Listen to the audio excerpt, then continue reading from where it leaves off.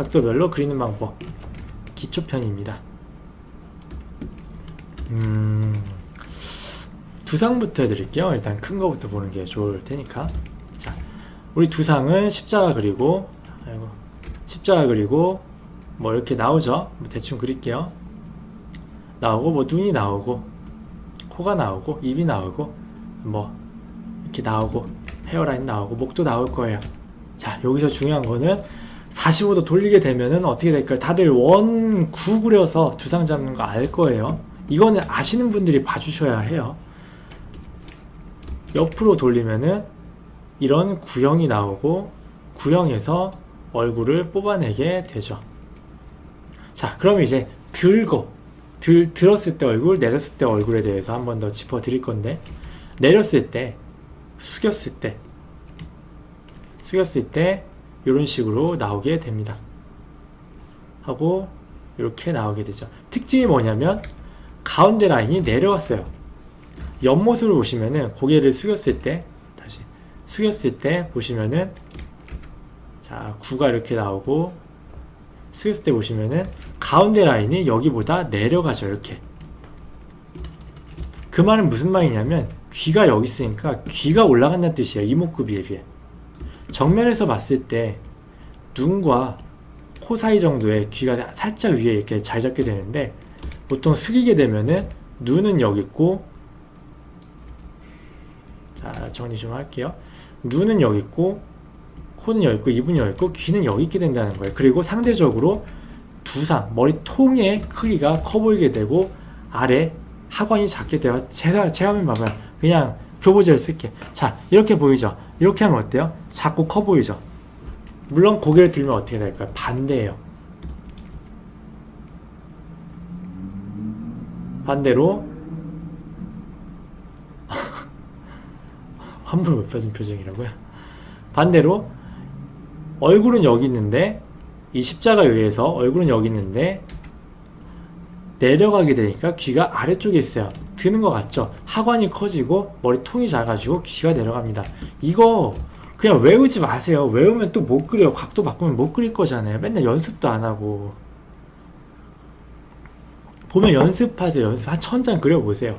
각도별로 해보고 목 이어주면 돼. 만약에 더 들었다, 더 많이 들었다, 그러면 십자가 그냥 공을 생각하세요. 공. 그래서 쭉 올려가지고 위에다 그려주면 돼요. 이게 그리고 귀는 더 밑에 있을 거고, 턱은 이제 이렇게 됩니다. 이렇게만 나오던 턱이 이렇게 올라가게 돼요. 그러면서 목선이랑 연결이 되죠. 이걸 알아두셔야 되고, 로우 앵글은 턱을 어떻게 그리는지 모르겠어요. 자료 보셔야 돼요. 그것도 팁 본다 이러면은 뭐 그리는지 모르겠어요 하시는 분들 보면은 형태를 모르시는 분들이 있는데, 형태를 모르면 어떻게 생겼는지 자료를 봐야 돼요. 이러면 제가 또 이제 뭐 턱은 이렇게 뭐 구를 그리고 이렇게 그려서 직선을 그려서 연결하세요 그러면 따라 할 거잖아요. 그러면 이거 말고는 못 그려요. 각도 돌리면 못 그려요. 그러니까 관찰력을 먼저 키우시고 그 다음에 자료를 보면서 어떻게 생긴지 관찰을 해서 그리세요. 그리는 방법 찾지 마시고. 원리가 아니면 안 외우시는 게 좋아요. 그리고 자, 이제 코로 넘어가 볼게요. 코는 어떻게 생겼어요? 코는 보통 이렇게 삼각형 모양으로 많이들 그리시죠. 그래서 뭐 이런 느낌으로 콧구멍이 이렇게 나오게 되고, 가운데 라인이고 콧구멍이 이렇게 나오게 되고. 근데 요거를 이제 들면 어떻게 되겠어요? 콧구멍이 이렇게 나오고 여기가 짧아지겠죠. 모르겠으면 종이로 만들어 보세요. 만들어서 보세요. 그리고 내려다보면 어떻게 될까요? 이렇게 나오겠죠. 아니, 너무 뾰족하냐? 이렇게 나오겠죠. 요게 이제 기본이에요. 여기 기본이고, 그래서 들고 있으면은 아까 들고 있는 얼굴로 재현을 해드릴게요. 들고 있으면은 보통은 코 라인이 나오면서 콧구멍이 보이게 됩니다. 요렇게 숙이게 되면은 화살처럼 이렇게 라인이 생기게 돼요. 콧등 나오고. 그러면 이제 여기서 사실 이거는 그렇게 어렵지 않죠. 이거는 이렇게 어렵지 않은데 여기서부터 이제 문제가 생기니까 많이들 여쭤주시는데, 자, 측면에서 올려다 봤을 때, 자, 요렇게 콧구멍 나오고 눈이 이렇게 나올 때, 요거를 그대로 따라가시면 돼요. 해서 요런 식으로 그대로 풀어주는 거예요. 요령이 있다면 보편적으로 그리는 코예요. 보편적으로, 정답이 아니고. 콧등은 보통 반듯하거나 살짝 버섯코인 게 예쁘다고 많이 말씀하시고, 그리고 너무 뾰족한 것보다는 보통 살짝 둥글게 내려올 때가 많습니다. 그리고 보시면은 살짝 S자 그려지죠. 원래 코가 이렇게 생겼어요. 근데 뾰족하게 그리시는 분들도 있고 그냥 이렇게 그림자만 잡으시는 분들도 있어요. 그리고 여기다가 콧구멍을 그려줍니다. 자, 근데 여기서 중요한 게 뭐냐면 정면에서 살짝 올라간 거랑 살짝 내려간 거를 힘들어하세요.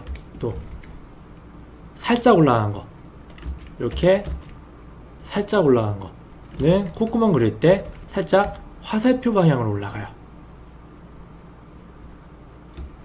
보면 요 콧구멍이 이렇게 길쭉하게 나 있어요. 보통 길쭉하게 나 있다 보니까 들어보면은 이렇게 해서 이렇게 들려 보이는 거죠. 그래서 요런 느낌이 나요.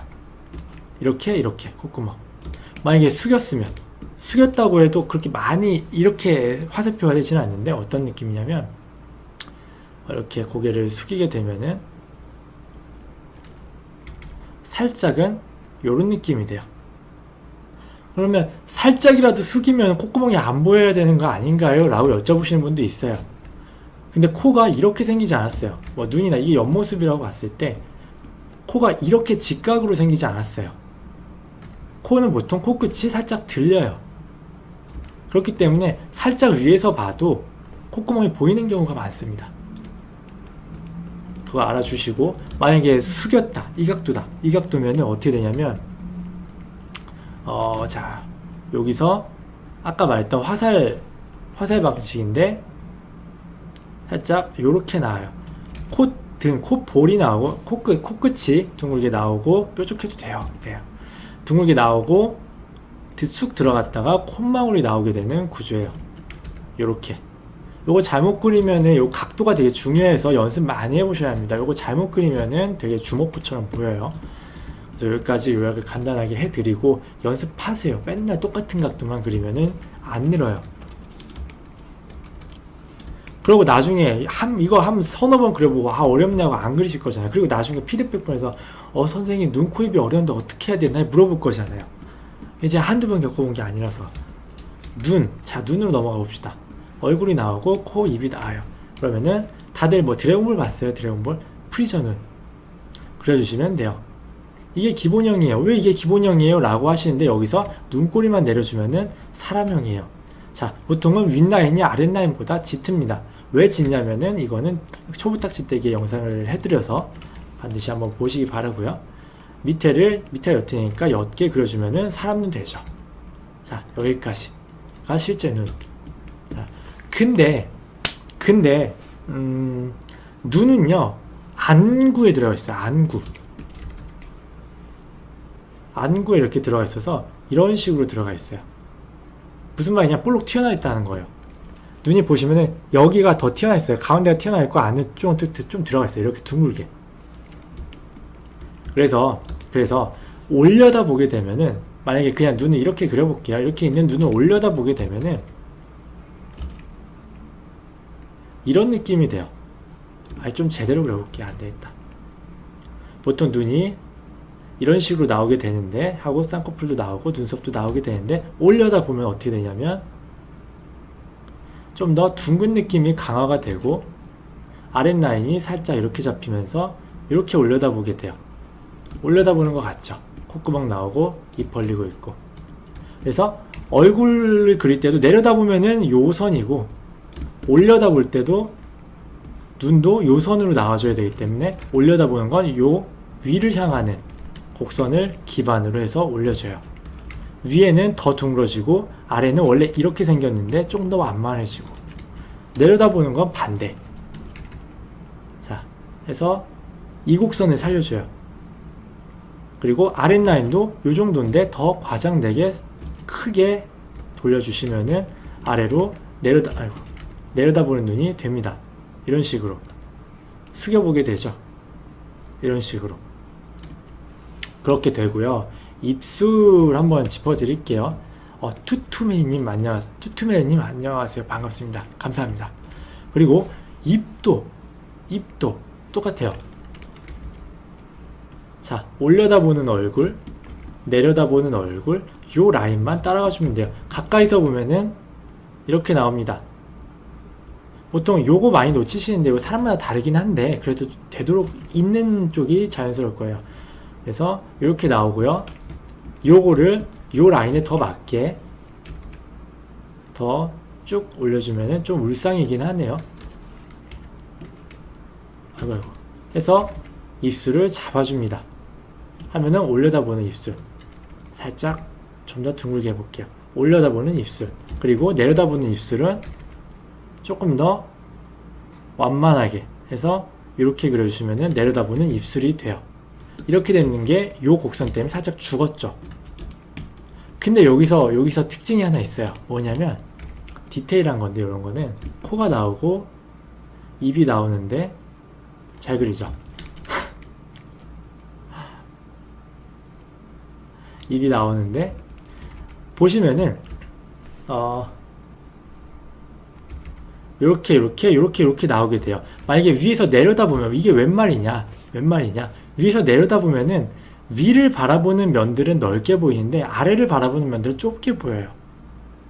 그러면 내려다볼 때는 윗입술이 얇아 보이고 아랫입술이 좀 더 두꺼워 보인다는 뜻이에요. 올려다볼 때는 아래를 보는 면들이 두껍게 보이고 위를 보는 면들은 좀 얇게 보여요.